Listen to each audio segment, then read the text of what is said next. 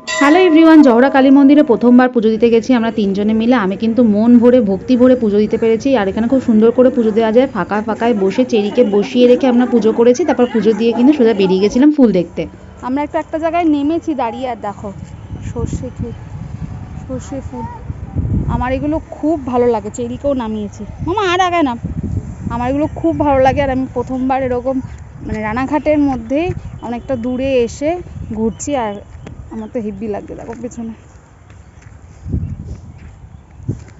আমাদের পুজো দেওয়া কমপ্লিট। আমি প্রথমবারই জহরা কালী মন্দিরে আসলাম,